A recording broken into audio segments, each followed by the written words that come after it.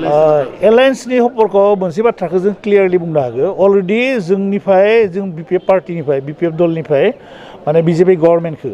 chief minister आरो BJP पार्टिखौ जों स्ट्रेटलि बुंदो जों एलायन्सआव थागोन मित्र हिसाबै जों थानो इच्छा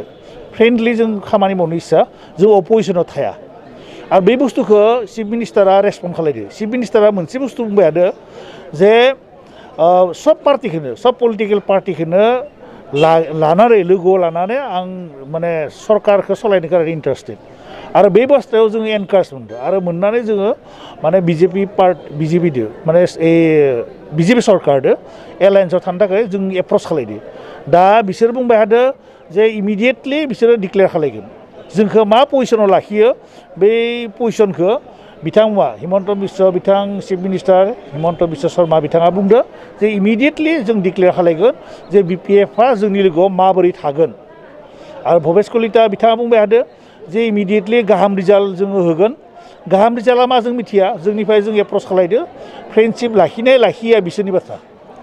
जिहेतु नोंथांमोना जुदि बिजेपिजों जयन जायोब्ला इउपिपिएलनि थाखाय माबाफोर खहा जागोन जों जयन जानायनि बाथ्रा बुङाखै बिजेपियाव जों बिपिएफ दोलोआ जयन जानाय बाथ्रा बुङाखै जों बुंदो फ्रेन्डलि माने मित्रतायाव जों थागोन मित्रता फ्रेन्डशिप खालायनो गारदों खिन्थु आरो जों फ्रेन्डशिप जानायाव जों मित्र दल हिसाबै थानायनि उनाव बेलेग पार्टिया जुदि माबा जायोब्ला बे इसोरनि बाथ्रा खिन्थु जोंनि मित्रताखौ लानानै बेलेग पलिटिकेल पार्टिया माने दाखु आखु जानायनि कुनु मिनिं गैया नोंथांमोना बुंबाय थादों जे बिजेपि बा इउपिपिएल बिथांमोननि जथाय सरकारा मोजां जायाखै होनना आगोलाव बुंबाय थादों नाथाय दिनै माबोरै नोंथांमोना जे बिजेपिजों जे जोगदान जानो बिजेपिजों एलायन्स खालामनाय स्टेट गभर्नमेन्टसआव थागोन दिसपुराव बिजेपि लिड गभर्नमेन्ट बिटिसिआव इउपिपिएल लिड गभर्नमेन्ट माने लिडारशिपआ दिसपुराव बेलेग आरो इयाव बिटिसिआव बेलेग जोङो बुंदों जे बिजेपि लिड गभर्नमेन्ट जुदि दिसपुराव दङ बिदि जों एलायन्सआव थागोन मित्रता खालायगोन आरो गाहामामिनि बाथ्राया ओरैबायदि जे मोनसे गभर्नमेन्ट जिदा माने बे रानिं गभर्नमेन्टआ जथेस्थ खामानि मावनो हागौ आरो जोंबो पलिटिकेल पार्टि हिसाबै पाब्लिकनि ग्रेटार इन्टारेस्टआव खामानि मावनो इन्टारेस्टेड गतिके बे पाब्लिकनि इन्टारेस्टआव खामानि मावनो गोनांब्ला पाब्लिकनि डेभेलपमेन्टनि कारणे खामानि मावनो गोनांब्ला मोनसे गभर्नमेन्टनि माने हेल्पखौ एकेबारे प्रयोजनथार नितान्त प्रयोजन गतिके नितान्त प्रयोजनबोला खोब एसेन्सियेलबोला जों बे गभर्नमेन्टखौ जों माने डिनाय खालायनानै अपोजिसनाव थानानै पाब्लिकनि इन्टारेस्टआव बा पाब्लिकनि डेभेलपमेन्टनि थाखाय मावनो गोनां खामानिफोराव जों माने ब्रेक जानो बे कारनाव जों बुंदों जे जों नायबाय बे जों मावनो हागोन ना हाया माने मोनसे रिजनेल फर्स हिसाबै फिसा रिजनेल फर्स मोनसेया मोनसे गभर्नमेन्टखौ स्टेट गभर्नमेन्टखौ उलाय खालायनानै माने इगनर खालायनानै पाब्लिकनि डेभेलपमेन्टनि थाखाय खामानि मावनाया बिराद गोब्राबथार आरो बेनिखायनो जों सानहरदो जे पाब्लिकनि इन्टारेस्ट आरो जोंनि सार्भाइभेलनि कुइसन पलिटिकेल पार्टि रिजनेल फर्स फिसा पलिटिकेल पार्टि जोंबोथ' मावनांगोन पाब्लिकनि इन्टारेस्टआव पाब्लिकनि डेभेलपमेन्टनि थाखाय बे कारनाव जोङो दिसपुराव जितु बिजेपि लिड गभर्नमेन्ट बिदि जोङो मित्रता खालायनो कारणे एप्रच खालायो अनलि नोंथांमोना जे दिसपुरावसो माने बिथांमोनजों मित्रता जागोन नाथाय बिटिसिआव जाया नामा बिटिसिआव जाया बिटिसिआव इउपिपिएल लिड गभर्नमेन्ट गतिके बिथांमोनजों एलायन्स जानायनि बाथ्रा दालाय फैयाखै आरो कारन बिटिसिआव पाब्लिक मेन्डेटआ जों लोगोआव दंमोन जों 17टा MCL लानानै उइनार माने जाबोदोंमोन खिन्थु माबा कारनाव जों गभर्नमेन्ट दानो हादिया गतिके गभर्नमेन्ट दानो हायैनि उनाव जोङो एसेदि एलायन्स खालायनायनि बाथ्रा फैथ'वाखै नाथाय दिनैनि दिनाव जे इउपिपिएलनिफ्रायबो दिनै स्टेट गभर्नमेन्टआव सासे मन्थ्रि दङ दा बेयो मित्र हिसाबै बिसोरो लाखिदों बिसोरखौ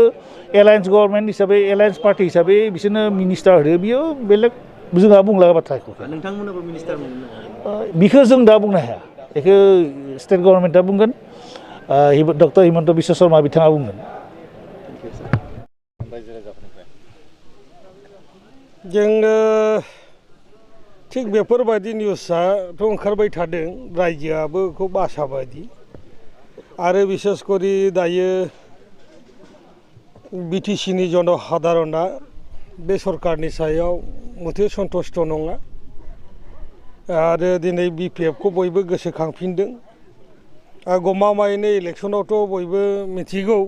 जे हाइस्ट नाम्बार लानानै बिपिएफआ रायजोनि हयथ' सम्पुर्ण जों जनादेशखौ मोनाखैबाबो रायजोनि माने समर्थनखौ मोन्दोंमोन खिन्थु सरकार दानो हायाखै लासै लासै BPFआ दायो रायजोनि माबायाव खाथियाव थांनो सक्षम जादों खारन रायजोआ BPFखौ दायो अनसायदों नागिरो এই गतिके निस्सय परिबर्तन जाया बुंनो हाया राजनैतिकनि खेत्रआव जिखुनु सम्भब होननाय खोथा दङ फैबाय थानाय दिनाव दहाय जोंहा जिहेतु CWC मिटिं जादों बेवहाय जिखिनि पार्टी दलनि सिद्धांत हयथ' राजनैतिक परिस्थितिया बुङोबा जिखुनु परिस्थितियावनो दा सोलाय सोल' हयथ' बिदि परिस्थिति जानो हागौ बेखौ जोंबो आसा खालामो आरो जों आसाबादि BTCनि रायजोआ आसाबादि जे बे ओनसोलनि निरापत्ताजों लोगोसे बे ओनसोलनि जौगानाय बेखौ बयबो रायजो राजाया हास्थायो थिग दिनै बे खोथाखौनो गोसोखांफिनदों जे BTC BTR बे मोननैनि खोथाखौ हयथ' नायोब्ला नुबाय जे BTC जादों BTCखौ बे BTR सुक्तिया धंस खालामनायखौ बयबो नुदों এই गतिके बेफोर खोथाखौ नायनानै रायजोआ दिनै UPPLनिफ्राय जानगारबोगासिनो दङ सरकार माला लागोन बेखौ जोंखौनो समायसीमा होनो हाया हयथ' रायजोआ बेखौ दाबि खालामगोन निस्सय बिदि परिस्थिति फैगोन आं आसा खालामो BPFनिफ्राय सिबा हाग्रामा महिलारि बिथाङा जाफिनगोन बे साननैसोनि गेजेराव जोंनि नेतृत्व हिसाबै दा हाग्रामाखौनो बयबो लुबैयो आरो हाग्रामानि जितु शक्तिशाली नेतृत्व शक्तिनि उनाव जितु डेभेलपमेन्ट बे ओनसोलनि केवल बर'ल' नङा बर' हारसा बिभिन्न जाति जनगोष्ठीया दिनैबो नाय नोंसोरो जे दलाव गोरों गोरानिफ्राय लानानै बिभिन्न जाति गोष्ठीनिफ्राय लानानै हयथ' BPF हानजायावनो बांसिन दं होननानै जोङो दाबि खालामनो हायो खारन बे खोथायाथ' प्रमान जाखादों जे बिथांमोना इलेक्सनावनो बे खोथाखौ हयथ' BTC रायजोआ मिन्थिदों बिथांमोनजों रायजोनि बेसे समर्थन दङ बेखौ नुखादों एलायन्सनि सर्तआ मा BJPजों नोंथांमोना सिं एलायन्स खालामनानै दङ सर्त हिसाबै जोंहा प्रथम बिदि थाया खिन्थु जोंनि सार्तआ मा जागोन BTCनि सार्त BTCनि जोंनि हा हु रैखाथिनिफ्राय लानानै जों मोनखानाय जिखिनि राजनैतिक क्षमता जि दानि 16टा डिपार्टमेन्टनि खोथा बुंदों हा हुनि अधिकारनि खोथा बुंदों बेखौ जों मालाबाबो माने सोलाय सोल' जानायखौ लुबैया हयथ' बिनिख्रुइ अधिक सिमा बारायो जों बेखौ वेलकाम खालामो खिन्थु जोंनिफ्राय गामि दानख'गोन जों बेखौ मालाबाबो गनायनो हाया दोलोआ अर्थात बर' रायजो राजाया मालाबाबो गनायनो हाया प्रमद बर' बिथांखौ बे साननैसो सिटनिफ्राय जोख्लायमारसिगोन नामा नोंथांमोना प्रमद बर'खौ जों जोख्लायनो थाङा दानि रायजो सोरखार बा BTC बा असमनि जनसाधारना हयथ' बेखौ सानसे दा हयथ' बेफोर खोथाखौ नायगासिनो दं बिथाङा मा मावदों दांदों आरो रायजोनि आसा भरसाखौ बेसे फुलफिल खालामनो हादों हयथ' बेखौ बयबो नुबाय जे खुगानि बे माने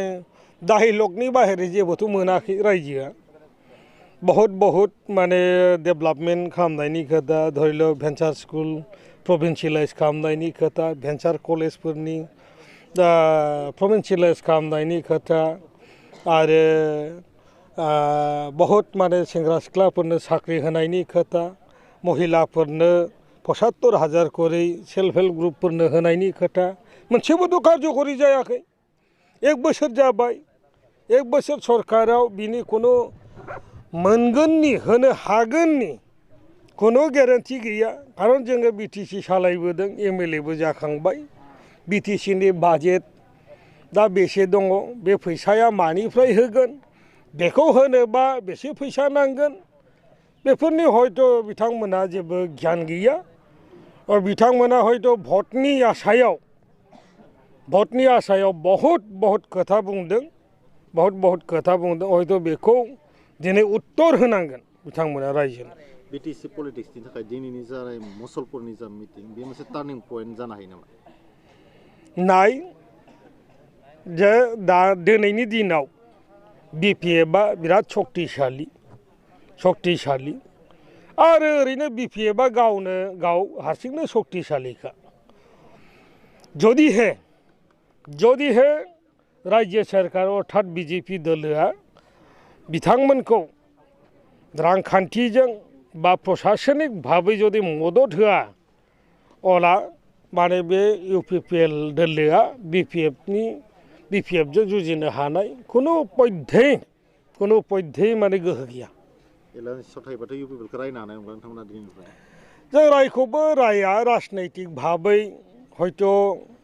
जों मोनसे आदर्शनिफ्राय फैनाय बिपिएफ बिथांमोना इउपिपिएल अबे बर' रायजोनि बर' जनसाधारननि बिटिसि ओनसोलनि मा मावनो नागिरदों बिथांमोननि खोथा किन्तु बिपिएफआ जे जोंनि जातिनि निरापत्ता जोंनि हा हुनि रैखाथिनि खोथा जों बेवहाय सिरियास जोङो आरो बेवहाय जों माब्लाबाबो एथ' दिन सरकार सालायबोबाय माब्लाबाबो कमप्रमाइज खालामबोआखै जितु सांबिधानिक जोंनि जितु 6 शिड्युलनि जितु सुक्ति बे सुक्ति मथे जोंहा जिखिनि आइन कानुन दङ बे मथे जोङो गभर्नमेन्टखौ मोजाङै सालायबोदों आरो लासै बिटिसि ओनसोलाव रांखान्थि जोंनि सामाजिक बेबस्था आरो बिनि अर्थनैतिकफोरा दावगाबोदों आरो जों गोबां मानसिफोरनो साख्रि होनो हादों जोंहा बहुत कन्ट्रेक्टरफोर सृष्टि जादों